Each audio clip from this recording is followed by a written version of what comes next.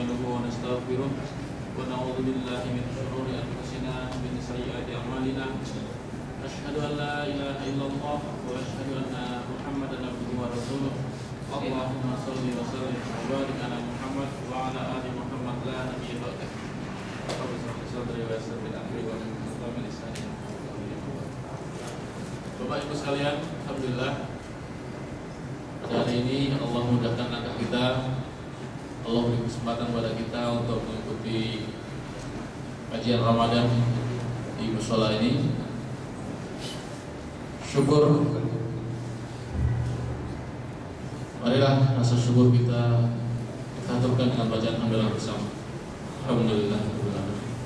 Salawat serta salam semoga senantiasa Allah curahkan kepada kedua kita Rasulullah Muhammad Sallallahu Alaihi Wasallam, kepada keluarga beliau, para sahabat, serta kepada seluruh kaum muslimin sekalian hingga yaumil akhir nanti, dan semoga kita termasuk dalam golongan orang-orang tersebut. Amin. Bapak Ibu sekalian, untuk kajian Ramadan hari ini, tausiah Ramadan hari ini, insyaallah akan disampaikan oleh Ustaz Budi Asyari, masih melanjutkan topik tahun lalu, Sirah Nabawiyah. Karena memang sirah itu kan panjang ya, jadi ini juga perlu waktu yang panjang. Untuk mempersingkat waktu, langsung saja Ustaz, nanti sampai jam 1 kurang 10 atau 12.50 nanti ada sesi tanya jawab 10 menit. Waktu dan tempat bersilakan. Terima kasih.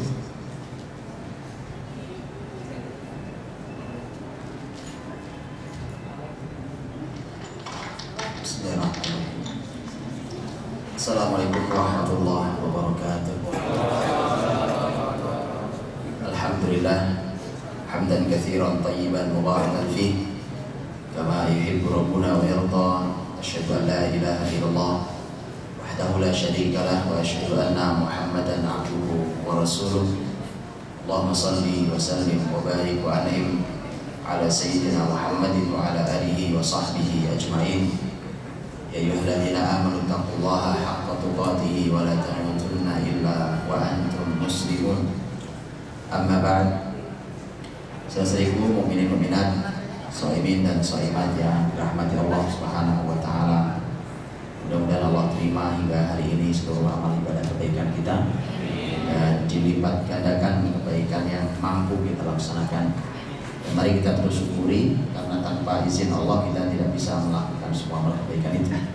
Karena Rasul mengajari sebuah kalimat, kalau kalian dapat nikmat, kata Nabi, ucapkan alhamdulillahilladzi bi ni'matihi tatimmus shalihat. Segala puji bagi Allah yang dengan nikmatnya sempurnalah semua kesolehan kita.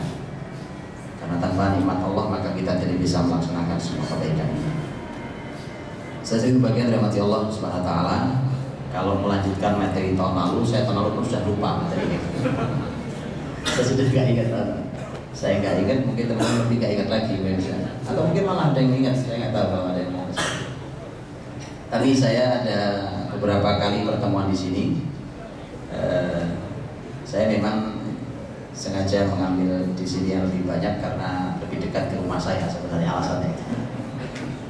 Ya, dan Ramadan ini memang saya memutuskan untuk tidak banyak keluar dari rumah karena menembus, ini bagian dari tanggung jawab saya sebagai seorang ayah, menembus hari-hari yang sudah dalam waktu 2 tahun ini saya habis waktu saya keliling di Indonesia ini. Saya janjikan ke anak-anak saya bahwa Ramadan saya janjikan saya di rumah, nggak kemana-mana, sehingga kalaupun ada kajian hanya siang hari, itu pun dekat-dekat di sini, nggak jauh dari rumah saya. Baik, teman-teman mati Allah, kalau di jadwal kalau saya tidak salah ada 5 pertemuan dengan saya di masjid ini, dan kita akan membahas tentang Sirah Nabawiyah. Nanti kita lihat sampai mana, karena memang 5 kali bahas Sirah Nabawiyah, ya terserah mau bahasnya mau cara apa ya, mau bahasnya selesai juga bisa. Tapi membahas selesai di 5 pertemuan itu hanya ya kulit tanpa makna. Bahkan kulit aja nggak selesai kulitnya kan, kulitnya sudah selesai. Karena saya dan tim punya apa, satu kegiatan yang kita namai dengan Akademi Sirah, namanya itu belajar Sirah itu 24 jam, 24 jam. Jadi tinggal dibagi berapa pertemuan. itu selesai saja kejar-kejaran. Ya 24 jam tinggal dibagi berapa pertemuan kalau itu pun seluruh peserta kita wajibkan untuk membaca buku Sirah Nabawiyah Ar-Rahiqul Maktum yang terjemahan karya Sofi Rohman Al-Barukuni. Itu buku yang kita rekomendasikan untuk dibaca di pembelajaran awal Sirah Nabawiyah. Ya tidak banyak, paling sekitar 400-an halaman. Itu semua peserta harus baca selesai baru masuk kelas. Nah, nanti kalau tidak begitu, nanti kita ngomong kemana tidak nyambung. Tapi yang namanya ngaji nguping kayak seperti ini ya sudah pendapatnya nggak apa-apa ya. Namanya juga. Alhamdulillah masih. Insya Allah ya kan. Karena kita punya setelah Syawal, setelah Ramadan, mungkin bulan Syawal kita malah akan buatkan belajar sirah 3 hari selesai gitu, atau 4 hari selesai gitu. Tapi intensif. Itu karena itu kemarin saya ke daerah Karanganyar juga. Kalau itu sih sebuah lembaga pendidikan besar, jadi saya memberikan training Sirah Nabawiyah kepada semua staf gurunya. Baik, teman-teman dirahmati Allah. Saya ingin, karena saya tahun lalu lupa materinya apa saya sampaikan, kalau ada ingat tulis saya. Tapi saya ingin memulai dari usia Nabi SAW. Saya udah bahas berapa lalu Pak? Gak belum ya? Saya mau membahas kalau gitu. Saya menyebutnya dengan peta usia Nabi SAW.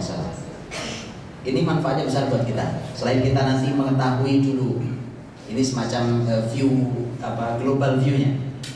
Ya, jadi secara umum kita tahu dari awal sampai akhir secara umum. Ya, peta umumnya. Kan kalau mappingnya jelas kan enak. Oke, saya buatkan mapping awal sejarah hidup Nabi dari awal beliau lahir sampai beliau wafat. Ini mapping awalnya. Tetapi saya ingin fokus nanti pada tema usia. Karenanya saya menyebut dengan peta usia Nabi SAW yang manfaatnya buat peta usia kita. Buat peta usia kita. Saya mulai dari hadis Nabi SAW ketika hadis ini diriwayatkan oleh Imam Ibnu Majah dalam sunannya, hadis sahih, disahihkan oleh Al-Albani rahimahullah. Rasulullah SAW menyampaikan, a'maru ummati ma baina 60 ila 70 wa aqalluhum man yujawizu dzalik. Umurnya umatku itu hanya antara 60 sampai 70 tahun. Dan sedikit yang melewati itu. Ya. Maka dari itu sebenarnya teman-teman, ternyata kalau di rata-rata usia umat Muhammad ini kisarannya kalau di rata-rata hanya 60 sampai 70. Itu silakan. Kalau yang ahli statistik boleh dibuatkan. Anda boleh menantang ini untuk menguji kebenaran kalimat wahyu. Silakan diuji. Bahkan yang punya teori, kan ada teori hari ini makin sejahtera usia makin panjang. Yuk kita uji. Gak akan lebih dari 60-70 kisaran usia rata-rata. Ada yang melewati, kata Nabi, tapi sedikit yang melewati itu. Usia 70 lewat sedikit. Hadis ini kalau antum perhatikan berarti antara 60 sampai 70. Ternyata persis usia Nabi sendiri antara 60 sampai 70. Beliau wafat umur berapa? 63 tahun. Artinya usia beliau memang betul antara 60 sampai 70 tahun. Abu Bakar As-Siddiq radhiyallahu anhu pun ternyata meninggal di usia yang sama. Karena setelah Rasul wafat, nanti pemimpin pengganti Rasul adalah sahabat mulia Abu Bakar As-Siddiq radhiyallahu anhu, khalifah pertama. Abu Bakar As-Siddiq meninggal di usia 63 tahun. Umar bin Khattab radhiyallahu anhu, khalifah kedua setelah Umar, ternyata juga meninggal di usia yang sama, 63 tahun. Ini gak janjian meninggalnya sebenarnya. Karena beda-beda. Rasul meninggal tahun 11 Hijriah, Abu Bakar meninggal tahun 13 Hijriah, Umar meninggal tahun 23 Hijriah. Beda-beda. Tapi usianya 63. Utsman radhiyallahu anhu meninggal di usia salah. Dia lebih tua usianya kan. Utsman meninggal di usia 80-an tahun. Ini yang paling tua dari Khulafaur Rasyidin. Ali bin Abi Thalib radhiyallahu anhu meninggal di usia 63 tahun. Padahal Ali bin Abi Thalib meninggal di usia pada tahun 40 Hijriah. 40 Hijriah. Kalau Utsman meninggal tahun 36 Hijriah. Artinya lihat, nggak jauh lah kisaran. Kalau mengukur manusia terbaik ini 5 orang nih, Rasul, Abu Bakar, Umar, Utsman, Ali radhiyallahu anhum ajmain. 5 ini yang lewat 70 cuma 1 orang, betul? Utsman radhiyallahu anhu. Bahkan sampai manusia terbaik pun sama.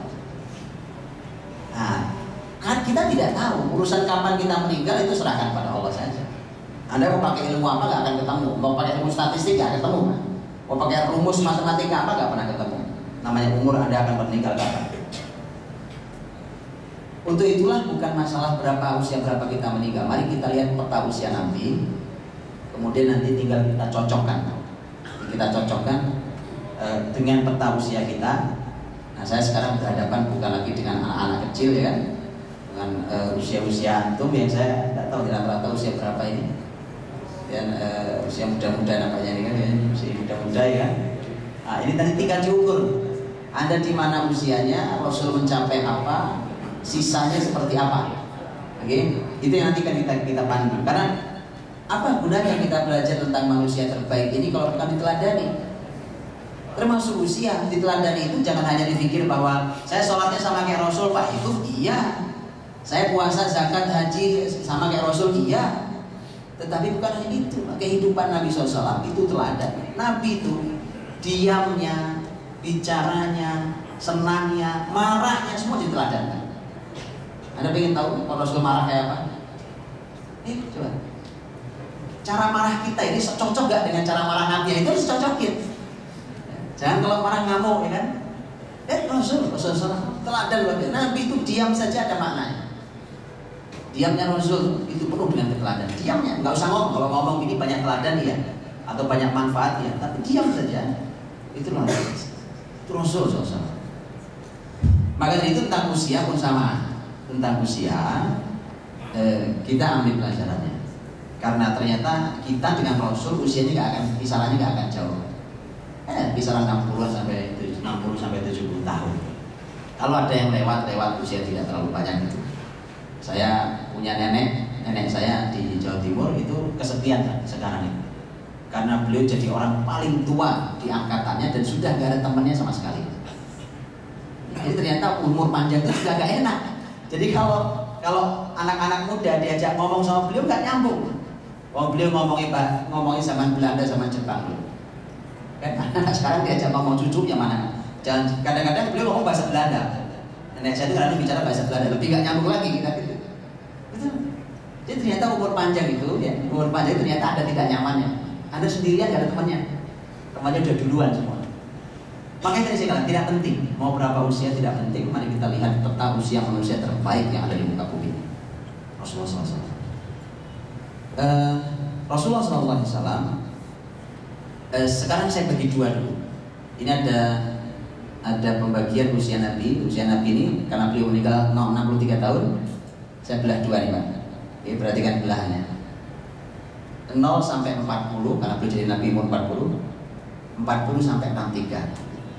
Jadi pertama adalah 40 tahun, yang kedua adalah 23 tahun. Itu 63 totalnya. Beliau pertama mendapatkan tugas kenabian umur 40. Nanti juga ada makna mengapa 40. Dari 40 sampai 63 itulah tugas kerasulan. Antum nih, bapak-bapak, ibu-ibu yang sedang bekerja di sini, ini tugas Anda di sini, betul ya? Untuk Anda bisa menduduki posisi Anda sekarang, perlu persiapan apa tidak? Iya. Bagaimana Anda duduk di posisi sekarang, sementara Anda tidak cukup kemampuannya, kapasitasnya? Untuk sampai di kemampuan Anda ini, itu perlu persiapan sebelumnya, betul ya? Yang minimalnya kalau ukuran sekolah mungkin dari mulai TK, SD, SMP, SMA, kuliah, S1, nggak cukup S1, S2, mungkin S3. Itu rangkaiannya persiapan untuk menduduki posisi Anda hari ini. Tidak ada tugas di muka bumi ini yang lebih besar dan lebih berat dari tugas kenabian. Tidak ada tugas di muka bumi ini yang lebih berat dan lebih besar dari tugas kenabian. Ya, kalau cuma jadi dirun itu nggak ada apa-apanya. Mau dia dirun di sekian perusahaan atau komisaris di sekian banyak perusahaan. Orang paling kaya di muka bumi hari ini dengan sekian banyak perusahaan yang dia punya nggak ada apa-apa. dengan tugas kerasulan dari sisi tugas beratnya dan tugas besarnya. Ini bisa diurai kalimatnya. Jadi kalau beliau bertugas 23 tahun, ya 23 tahun, maka boleh kita katakan sebelum bertugas 23 tahun adalah usia persiapan. Nah, gitu. Oh, kita aja yang begini, cuma begini aja persiapannya lama, betul ya? Untuk sampai posisi kita persiapannya lama. Maka usia 0 sampai 40 tahun adalah usia Allah menyiapkan calon manusia terbaik, di mana Allah Subhanahu wa taala menyiapkan calon pemimpin para nabi dan rasul untuk bertugas berikutnya nanti selama 23 tahun. Maka teman-teman kalau membaca sejarah Nabi Muhammad Sirah Nabawiyah dari usia 0 sampai 40, maknailah itu sebagai persiapan. Semua peristiwanya persiapan. Nanti saya tunjukkan contohnya apa yang dimaksud dengan persiapan. Ya kayak antum gini. Pokoknya posisi antum di sini sebagai bagian apa nih? Mengurusi keuangan atau mengurusi marketing pokoknya. Itu belajar ilmu marketing itu bawahnya, ya kan? Ada belajar di situ, itu belajar sudah berapa lama belajar itu, betul? Itu bahkan mungkin pengalamannya sudah berpindah-pindah dari mana ke mana. Rasulullah SAW perlu 40 tahun untuk disiapkan itu, karena tugasnya sangat besar dan sangat berat, jadi persiapannya panjang. Jadi ternyata usia persiapan Nabi SAW itu ternyata lebih panjang daripada usia-tugasnya. Usia persiapan beliau lebih panjang daripada usia tugas. Ini pelajaran mahal, bahwa kita ini terkadang harus sabar ketika sedang menyiapkan diri. Kita ini sering tidak sabar. Kita pengennya kalau lagi menyiapkan diri, lagi belajar, pengennya segera kerja. Akhirnya ilmunya mentah, ya, ilmunya nanggung, tidak jadi, begitu kerja juga serba nanggung. Ini masalah di kita. Bukan tidak boleh orang kerja, tapi tadi bahwa kadang-kadang kita tidak cukup kesabaran saat usia persiapan. Kita ingin segera memetik hasilnya. Anda tahu buah yang segera dipetik hasilnya? Dia tidak matang di pohon. Dia apain supaya matang? Mana yang lebih nikmat? Pasti berbeda sekali kualitas. Faktornya adalah kita ingin segera memetik hasil. Memang betul Anda memetik duluan, tapi begitu diadu di lapangan, begitu yang satu sudah matang di pohon itu, oh jauh. Secara harga juga berbeda, karena faktornya kita tidak sabar di usia persiapan. Sebelum saya lanjutkan, nanti begini, kita ada yang sudah berkeluarga, ada yang sudah punya anak, ada yang masih belum menikah, ya kan? Kelihatannya ada yang belum menikah juga di sini. Kelihatan muka-muka yang belum nikah ya.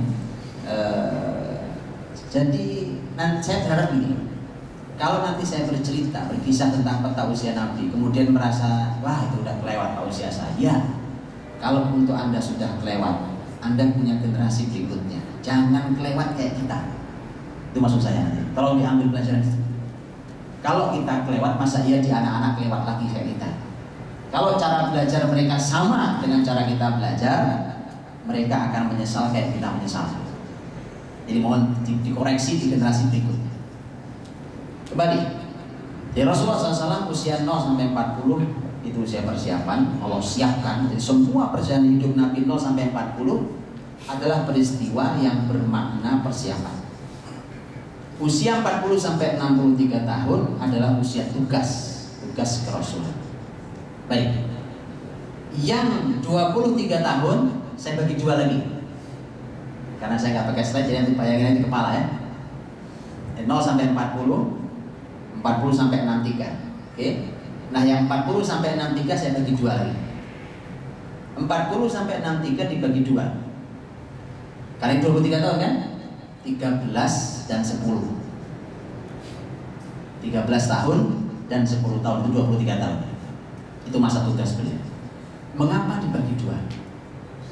Karena dalam perjalanan tugas Nabi SAW itu ada namanya fase Mekah, ada fase Madinah. Ini dua fase yang sangat berbeda karakternya. Itu sangat berbeda karakter dua fase. Jadi fase Mekah dan fase Madinah.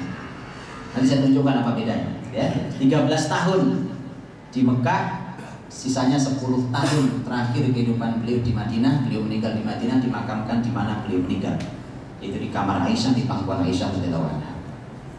23 tahun beliau tugas itu terbagi dua. Ya, nanti akan sangat berbeda.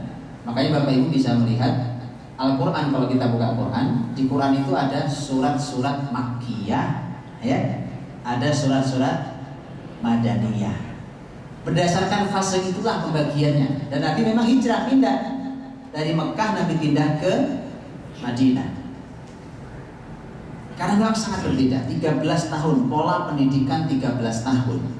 Yang di Mekah adalah pola pendidikan pondasi. Kalau ini gedung, berapa lantai ini gedung, ya kan? Gedung-gedung yang menjulang tinggi berlantai-lantai itu harus mulai dari pondasi yang benar. Kalau pondasi yang tidak benar, yang terjadi seperti gedung yang di Jalan MT Haryono, tahu? Yang dikosongin. Nah, saya pernah tanya sama ahli bangunan. Di sini ada ahli bangunan. Saya pernah macet di depan situ. Samping saya ini beliau seorang pakar bangunan karena beliau juga membangun gedung-gedung tinggi di Jakarta. Saya tanya, Mas, ini gedung kenapa kosong? Ini miring, Ustaz. Waktu itu macet, ini miring. Lihat Ustaz, itu lihat. Itu miring sekian derajat. Saya pelototin, agak ngerti saya. Mana Mas miring? Itu miring Ustaz sekian derajat. Mata ahli sama mata tidak ahli itu beda. Betul, itu ilmu, itu pengalaman. Sama, saya sering ibaratkan dalam pendidikan generasi, pendidikan anak, pendidikan keluarga. Itu kalau antum tidak ahlinya, anak miring pun Anda nggak sadar. Betul, anak miring, Anda nggak tahu. Oh, baik-baik saja anak saya Pak, karena Anda nggak punya ilmu. Kayak saya, waktu lihat gedung karena nggak ngerti saya. Beliau bisa lihat dia, miring, sekian derajat miring dia. Miring lah miring, saya bilang saya nggak tahu juga ya. Oh, nggak tahu. Itu makanya perlu ilmu dalam segala hal. Nanti jangan-jangan sudah miring gitu kita nyaman-nyaman saja. Nah, jadi pondasi, karenanya hasil didikan Nabi yaitu para sahabat itu kokohnya luar biasa. Mau ditindih berapa beban sekalipun, setinggi apapun menjulamnya, itu generasi tak pernah merasa lelah, tidak pernah merasa ingin berhenti. Mereka terus melaju dengan senyum yang selalu melekat. Itu sahabat-sahabat Nabi. Anda bayangkan, ya, Anda kalau kecapean kan mukanya nggak bisa dilihat ya, kusut gak karuan. Sahabat Nabi, subhanallah, kerjaan kita nggak ada apa-apanya. Apa sih susahnya kerjaan kita hari ini? Wallahi, kalau antum baca Sirah Nabawiyah, kita tahu pekerjaan kita nggak ada apa-apanya di muka bumi ini. Betul. Allah baca Sirah Nabawiyah, Anda akan tahu betapa kerjaan kita terlalu kecil. Maka dari itulah Rasulullah SAW itu dan para sahabat tugas sebumi, kemudian dengan kelelahan luar biasa itu ternyata masih bisa mereka senyum, karena buat mereka bisa menikmati beban itu. Baik, 10 dan 23 berbeda. Kalau 13 dan 10 itu berbeda. Kalau 13 Mekah itu adalah usia membangun pondasi sahabat. Pondasi itu maksudnya apa segala macam nanti kita lihat. Yang 10 tahun itu sudah tinggal menumpuk beban. Kalau sudah siap pondasi baru taruh beban. Ada tahu?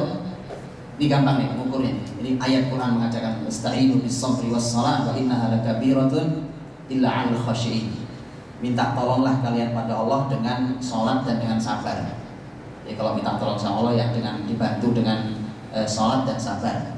Sesungguhnya salat itu berat, benar-benar berat kata Allah, kecuali bagi orang-orang yang khusyuk. Maka kalau mau tahu, kalau Anda bingung, Pak, saya ini sholatnya sudah khusyuk atau belum? Gampang Pak, ukurannya, ya kan? Anda masih terasa berat apa tidak sholatnya? Sholat rasanya berat, itu belum khusyuk berarti sholat selama ini. Sama, Ramadan sama. Masuk nih Ramadan, suruh puasa, capek-capek ngantor pulang masih terawih, kan masih ini itu, belum juga hilang ngantuknya bangun sahur. Ya, belum hilang berangkat kantor, wah biasa, ya. Kalau Anda rasa itu beban, berarti memang masih ada masalah dengan iman kita. Gampang ukur, dan itu bisa jawab masing-masing kita, karena nggak ada yang bisa ukur hati. Oke? Apa masalahnya? Masalahnya kita melaksanakan syariat Islam penuh dengan beban. Kita belum bisa menikmati beban. Anda tahu beban itu bisa dinikmati? Saya nggak beban itu dinikmati. Kalau Anda dikasih suruh panggul karung beras 200 kilo, nah, beban itu. Begitu Anda taruh itu, ya, selesai sampai di tempat Anda taruh, Anda sedih atau Anda senang? Beban 200 kilo itu Anda jalan sekian ratus meter bawahnya, Anda taruh, senang atau sedih waktu naruh? Beban selesai, alhamdulillah, capek. Oleh kalau suruh pulang balik. Itulah sebenarnya gambaran kita hari ini. Mengapa kita mudah sekali lelah dalam beribadah? Karena itu beban di kita rasanya, beban yang belum bisa dinikmati. Kita dari kecil diajari sholat, dari kecil diajari puasa, sampai besar masih terasa beban. Karena memang pendidikan pondasinya belum beres sebenarnya. Makanya 13 tahun di Mekah, Nabi dengan panduan Quran itu mendidik pondasi sahabat. Begitu pindah ke Madinah itu sudah beban semua. Itu ayat beban semua sih. Sudah nggak ada lagi membangun, udah itu sudah dibangun, sudah beban perintah, larangan, perintah itu beban semua.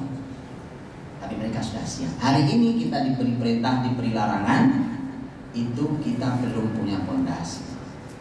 Apa pondasi, bagaimana menanamkannya? Mudah-mudahan nanti kita bisa lewati. Kita punya 5 pertemuan. Baik, kita masuki lebih dalam. Ini tadi baru global ya. Kita masuki lebih dalam. Waktu saya masih ada? Oh, masih ada. 10 menit lagi.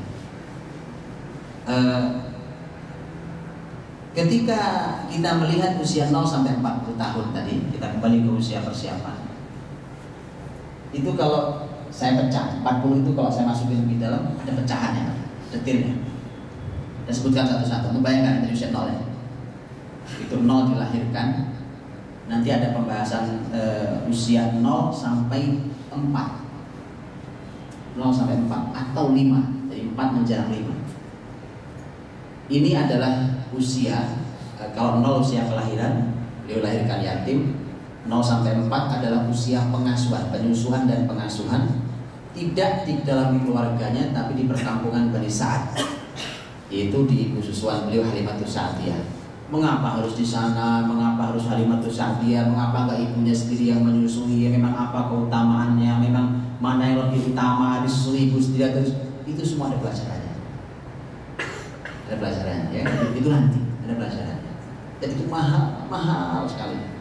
Hari ini kita ini hidup, bahkan kita mencoba mendidik keluarga kita, semua tebak-tebakan. Kira-kira orang-orang biasanya begini, Pak. Pakai panduan Rasul. Memulai hari ini silakan baca buku Sirah Nabawiyah. Kalau ambil pelajarannya, para ulama mengajarkan, bahkan banyak kitab yang ditulis tentang itu. Masya Allah, ambil pelajaran di sana.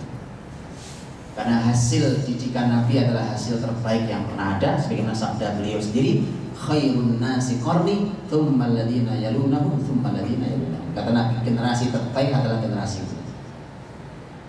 Itu hasil didikan terbaik. Kemudian setelahnya. Usia 0 sampai 4 adalah usia pengasuhan di perkampungan Bani Sa'ad. Kampung Bani Sa'ad itu dari Mekah, karena lahir di Mekah ya. Itu 170 kilo jaraknya.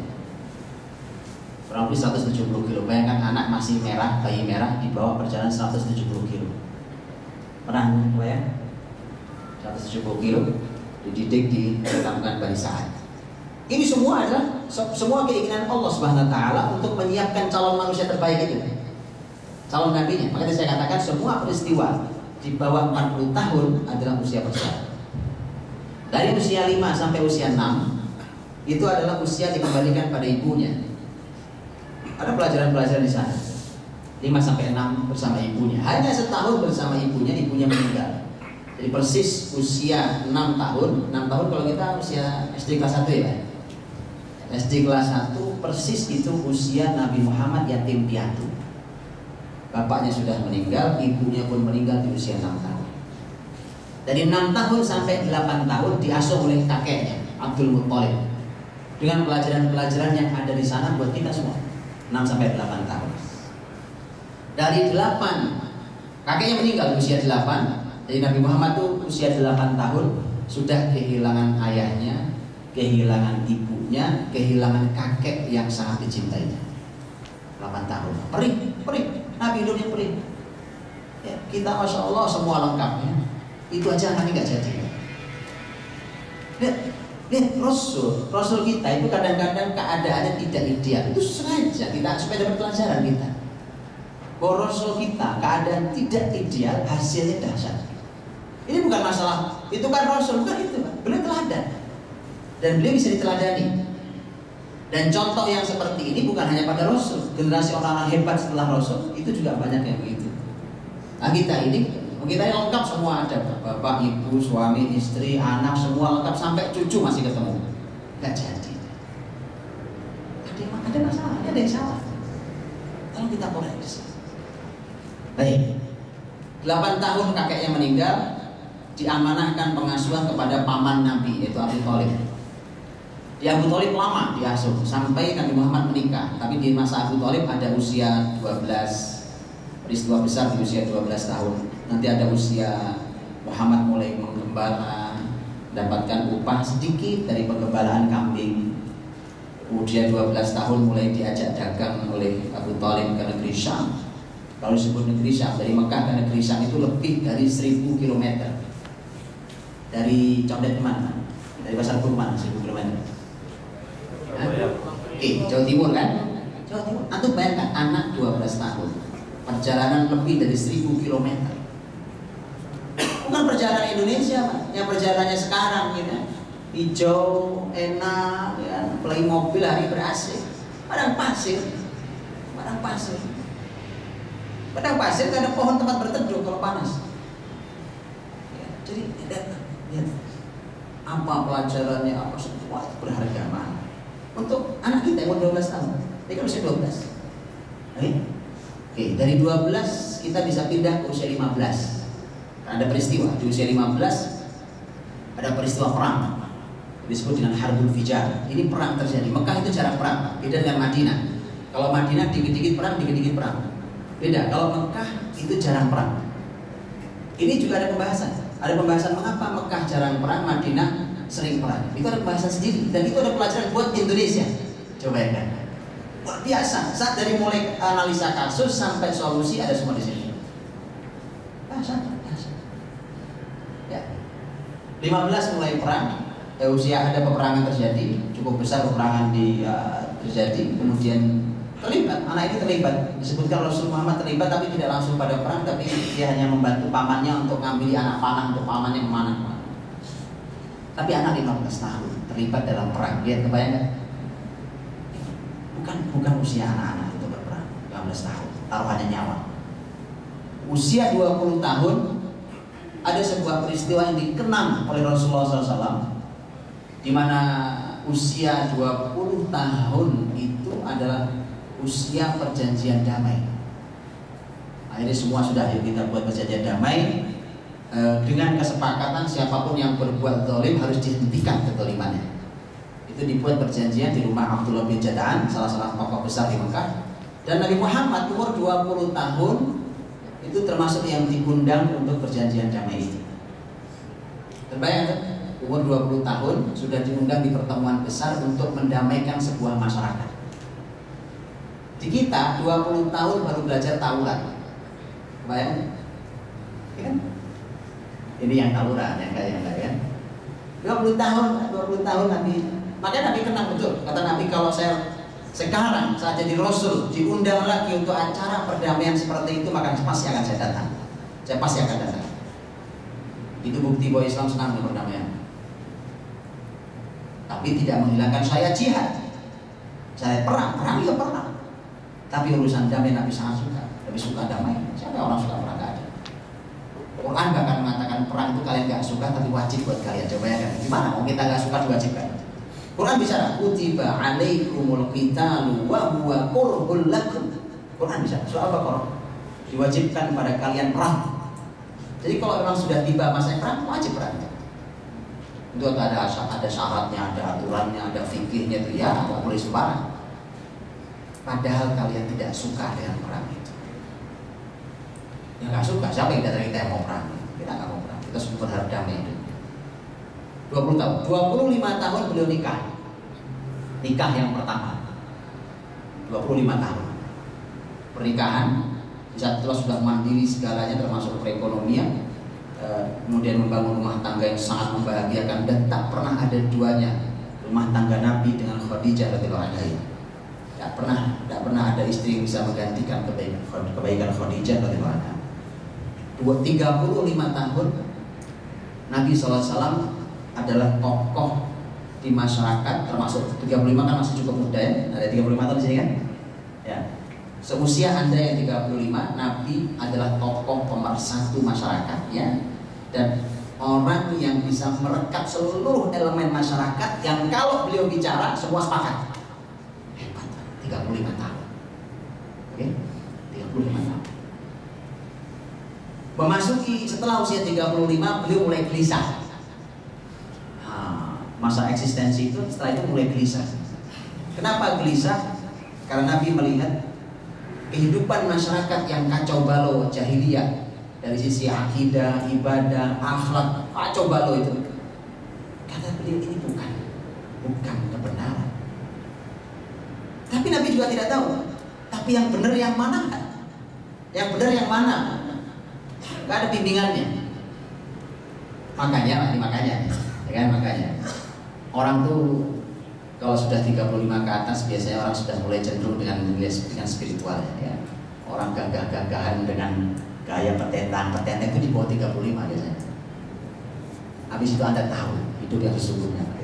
Makanya jangan nyesel ketika Anda salah jalan, baru mentok, baru sadar umur 35. Jangan nyesel itu bahaya. Makanya tolong diukur. Dengan semua itulah yang mengantarkan beliau sampai nanti beliau naik ke Gua Hira dalam sebuah kegundahan besar, mencari kebaikan itu dan seterusnya. Kemudian usia 40 turun wahyu pertama di Gua Hira. Kita tahu Iqra bismi rabbikal ladzi khalaq. Itu 0 sampai 40 tahun. Baik. Oke. Nanti saya tunjukkan satu contoh tentang sebuah hikmah. Tapi nanti izinkan saya pecah lagi yang 13 tahun setelahnya. Jadi usia 40 sampai usia 53 tahun. Usia 40 sampai 53 tahun. Saya berikan pecahan. 40 tahun beliau pertama berdakwah. 43 tahun 40 sampai 43. 43 tahun 40 sampai 43 adalah usia di mana Nabi dalam menyampaikan Islam itu cuma dari mulut ke mulut. Didatangi temannya, didatangi anak angkatnya, didatangi ini, didatangi. Pokoknya tidak ada dakwah terbuka kayak begini, nggak ada. Itu 3 tahun lamanya. 43 sampai usia beliau 50 tahun, dari 43 sampai 50, itu usia Nabi berdakwah terbuka, menghadapi berbagai macam gangguan, caci maki, intimidasi, bahkan ada sahabat-sahabat Nabi yang meninggal. Ada sahabat Nabi yang jadi korban sampai meninggal di usia itu. Tekanan luar biasa tekanan itu. Disitulah diuji semua kesabaran itu. Sementara muslimin waktu di masa tahun-tahun itu seperti apapun kejahatan mereka tidak boleh membalas. Muslimin tidak boleh membalas, itu perintah Quran. Rasulullah pun mengalami sama, cuma Rasul lebih ringan. Kenapa ringan? Karena Nabi berasal dari nasab mulia, nasab terhormat, sehingga tidak ada yang berani mengganggu Nabi Muhammad. Dikarenakan Nabi Muhammad, keluarga besarnya, keluarga Bani Hashim, adalah keluarga paling terhormat di masyarakat Mekah. Jadi kalau diganggu Muhammadnya, semua keluarga besarnya marah, walaupun mereka banyak yang belum beriman. Satu-satunya yang menjadi musuh dari keluarga beliau, dari Bani Hashim, satu-satunya hanya Abu Lahab. Tabbat yada Abi Lahabi wa tab. Hanya Abu Lahab satu-satunya. Kalau Abu Jahal itu Quraisy tapi bukan dari Bani Hashim, dari Bani Makhzum. Sampai itu panjang 43 sampai 50 tahun kesabaran yang luar biasa. Yang itu dilalui banyak peristiwa. Nabi tawarkan Islam dari suku ke suku, dari masyarakat ke masyarakat, dari kumpulan ke kumpulan dan seterusnya. Sampai di usia beliau 50 tahun adalah usia 47 sampai 50 adalah puncak kejahatan Quraisy, di mana terjadi pemboikotan yang sangat jahat.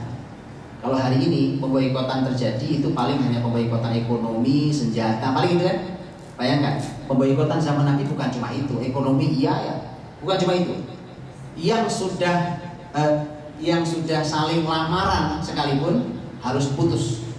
Umpamanya ada dari suku Quraisy yang lain, kemudian sudah terjadi lamar-melamar dengan keluarga besar Nabi, itu harus putus. Itu kesepakatan pemboikotan, nggak boleh menikah dengan keluarga Nabi SAW, juga dengan muslimin. Jangankan itu, duduk bersama ngobrol, kalau ketahuan itu akan ditangkap. Tidak boleh berbicara dengan mereka. Ada pemboikotan sampai sejahat itu. Bicaranya tidak boleh. Masuk ke rumahnya nggak boleh. Masuk ke rumahnya nggak boleh. Wah biasa. Nggak ada pemboikotan hari ini sedahsyat itu. Maka dari itulah cobaan Nabi SAW itu besarnya luar biasa.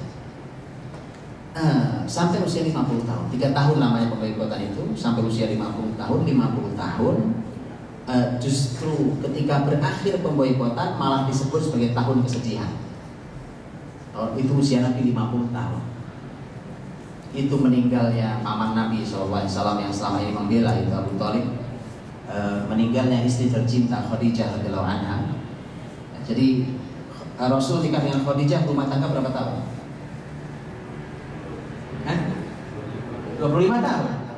Kan jelas tadi, nikah Rasul umur 25, Khadijah wafat umur Nabi 50 tahun. 25 tahun Nabi rumah tangga dengan Khadijah. Tahun kesedihan itu, bahkan Nabi coba dakwah ke Taif, sampai Taif. Ada yang pernah ke Taif? Dari Mekah ke Taif itu kurang lebih 70 kilo. 70 kilo jalan kaki, naik gunung, hanya berdua bersama anak angkatnya Zaid bin Harithah. Belajar sirah itu sebenarnya enaknya dicoba. Betul lah, saya udah bilang ke teman-teman, kita coba. Kalau kita coba, Anda akan rasakan betapa dahsyatnya Rasul kita. Jalan kaki dari sini sampai Cianjur 70 kilo. Atau sampai betul ya? Kapan mau? Nah, janjian boleh kita janjian kapan jalan kaki. Biar aku merasakan. Sampai di sana dilempari orang. Rasul dilempari orang, kita disambut orang. Kan harus beda ceritanya. Subhanallah, Pak. Subhanallah, Rasul. Dahsyat. Ya, makanya saya katakan baca sirah nabawiyah. Apa yang kita lakukan hari ini tak ada apa-apa. Supaya kita terus berupaya lebih baik, itu maksudnya. Oke, bukan untuk memutus, tapi supaya lebih baik. Oh, belum ada apa-apa. Bandingkan dengan sahabat, belum ada apa-apanya apalagi dengan Rasul. Oke, usia 50 tahun, habis betul? Oh, habis betul. Usia 50 tahun, 53 tahun beliau hijrah. Menyiapkan Madinah itu 3 tahun lamanya. Ini juga hebat. Bagaimana Nabi menyiapkan sebuah kota sampai siap dihijrahi, itu tidak perlu pergi ke Madinah. Atau perusahaan ini kalau mau buka cabang, mesti ada orang yang diutus untuk ngecek daerah. Nabi nggak perlu ke Madinah. Nabi nggak perlu ke Madinah untuk menyiapkan Madinah. Gimana caranya? Baca sirah nabawiyah. Itu manajemen terdahsyat yang ada. Iya. Bagaimana ceritanya? Menyiapkan kota, bukan bangun pabrik. Mohon maaf, maka kecil. Menyiapkan kota, bukan bangun pabrik. Menyiapkan kota. Satu kota di sana. 53 beliau hijrah. 55 beliau hijrah, beliau jihad pertama. Jadi 55 tahun antum pensiun, istirahat, ya kan? Pensiun, Rasul perang pertama yang besar. Bayangin aja. Setiap catur bulan, setiap 4 bulan sekali beliau perang. Kalau tidak rata. Dari tahun 2 sampai terakhir tahun 9. Itu di luar perang yang Nabi tidak ikut. Yang Nabi ikut itu kalau di rata-rata itu setiap 4 bulan Nabi perang. Nanti bayangkan itu fisik sesehat apa itu? Usia sudah 55 tahun ke atas. Maka Nabi itu diteladani semua hal sampai kesehatannya. Nah itu. Begitu seterusnya. Oke, 50 sampai nanti puncak kemenangan besar yang disebut di Quran, Inna fatahna laka fatham mubina. Itu tahun 8 Hijriah. Itu kurang lebih sekitar 3 tahun menjelang beliau wafat. Tapi usia beliau sekitar 60 tahun. Itu puncak kemenangan ketika Nabi berhasil membersihkan kemusyrikan dari Mekah. Dan begitu seterusnya sampai usia 62 tahun, 62, 61, 62 adalah usia seluruh suku-suku di Jazirah Arab. Jazirah Arab dari mulai batas Syam sampai ke selatan Yaman, itu seluruh Jazirah Arab datang untuk menyatakan diri bergabung ke Madinah dan masuk Islam. Rasul wafat hanya 23 tahun Nabi berjuang, satu Jazirah Arab masuk Islam. Hari ini kita sudah sampai umur sekian, tidak satu pun orang tobat gara-gara kita. Allah, makanya tadi saya bilang, kita gampang banget ngeluhnya kan, susah Pak dinasihati itu. Rasul satu Jazirah Arab masuk Islam 23 tahun. Allah alam bisawab. Mukadimah buat antum semuanya, mudah-mudahan bisa memberikan semangat bagi kita. Kembalikan, silakan.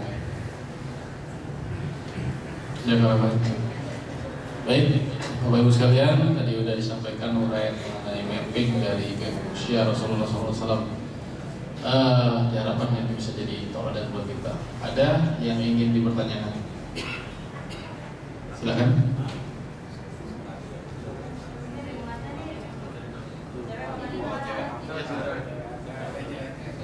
Silakan Bu. Pak Yaida. Yaida wali. Dari bawah.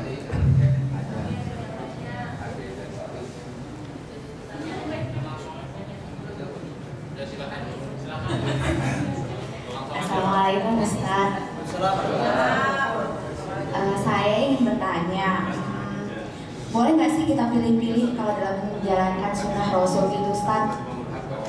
Jadi misalnya salah satu sunnah Rasul nggak boleh tidur habis subuh. Cuman kok berat ya kalau misalnya nggak bisa tidur habis subuh, bisa nggak ya Ustaz? Yang sunnah yang ini nggak usah diikutin deh, soalnya susah gitu. Gimana ya Ustaz? Terus misalnya Rasul kan penyayang kucing misalnya. Saya itu agak kurang suka gitu sama kucing gitu. Berdosa nggak ya Ustaz? Makasih Ustaz.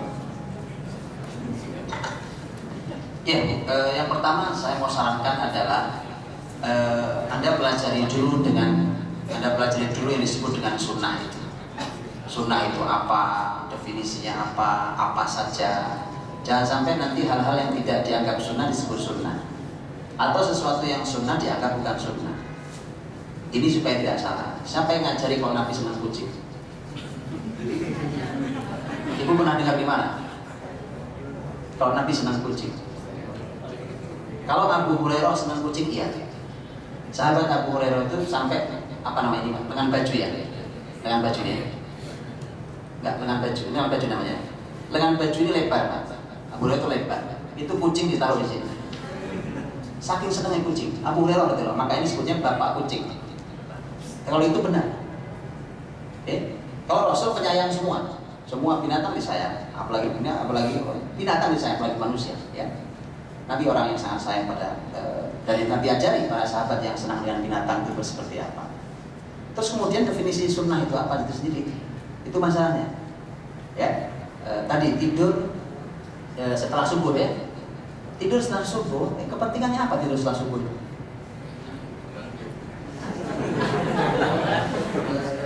Ya kan, saya bukannya pernah bicara tentang manajemen ini, keseharian Nabi di sini pernah. Tahun lalu saya bicara juga, bukan ya? Nah, bukan ya? Sudah lupa. Saya juga lupa. Sama jadi lupa. Tadi saya katakan teman-teman dirahmati Allah. Orang prestasi kayak tadi saya katakan, prestasi orang manusia sebesar Nabi itu hanya dengan 63 tahun. Atau melihat kalau nggak mau Nabi, lihat sahabat deh, manusia biasa sama. Nabi juga manusia biasa. Cuma kita seringkali bilang itu Nabi, ya. Bagi lihat sahabat-sahabat Nabi yang lain juga biasa sekali. Tapi karya mereka luar biasa. Itu apa faktornya? Faktornya manajemen waktu yang baik diantaranya. Kan begitu. Nah kita ini tidak pernah nanya, Pak sehari-hari Nabi 24 jam tuh jam segini ngapain, itu nggak pernah ditanyakan. Kita ngatur waktu terserah kita. Apa ada? Ada, lengkap. Itu, dan kita tidak pernah nanya. Jadi kita pelajari sekali, kita tanya ya kan. Nanti kalau untuk mau materinya saya terapkan pertemuan sisa boleh untuk minta. Kalau perlu, kalau enggak saya sampaikan kronologis misalnya. Kayak tadi contohnya, subhanallah, kenapa kita senang sekali tidur setelah subuh? Itu ada kesalahan dalam manage waktu. Jadi ada kesalahan manajemen waktu kehidupan kita. Efek resikonya tadi akhirnya pada waktu-waktu yang tidak harusnya tidur kemudian kita tidur. Waktu yang harusnya tidur kita belum tidur. Fatal masalahnya. Itu Anda mau analisa dari sisi kesehatan, sisi apapun semua bermasalah. Makanya efektivitas kehidupan Nabi, produktivitas kehidupan Nabi itu salah satu faktornya adalah kehebatan beliau yang harus dipelajari dalam memanage harian. Manage waktu harian 24 jam. Dari ada panduan detail dalam sirah Nabawi. Ya kalau ada waktu saya sampaikan. Ada waktu. Oke. Gitu. Jadi tolong dipelajari dulu karena pembahasan sunnah juga pembahasan panjang. Pelajari dulu mana yang sunnah, apa sunnah, bagaimana mengikutinya dan segala macam, ya. Tolong dipelajari betul supaya kita tidak salah dalam meniru mana yang harus ditiru. Mana yang ditiru itu memang syariat, mana yang ditiru itu adalah kebaikan tapi dia bukan syariat. Kebaikan Nabi sebagai pilihan dan seterusnya. Itu semua ada pembahasan itu. Wallahu a'lam bishawab. Ya, mungkin cukup satu pertanyaan yang kooperatif ya. Mungkin ditunda pekan depan. Ya. Insyaallah pertemuan kali ini kita cukupkan sampai di sini. Semoga kita bisa meneladani, kita bisa melihat diri kita dari mapping usia Rasulullah, sehingga kita bisa menilai kita di mana sekarang. Insyaallah semoga bermanfaat. Dari saya, kalau ada salah mohon maaf. Insyaallah untuk besok kajian lagi di waktu yang di tempat yang sama dengan tema Syiah. Ya, oke, itu aja dari kita, dari kami. Sebelumnya kita ditutup dengan doa ya, Ustaz. Assalamualaikum warahmatullahi wabarakatuh. Baik, kita tutup dengan doa kepada Allah berkahi hari-hari kita. Allah terima amal ibadah kita dan Allah berikan kita cahaya untuk membimbing diri kita dan keluarga kita semua.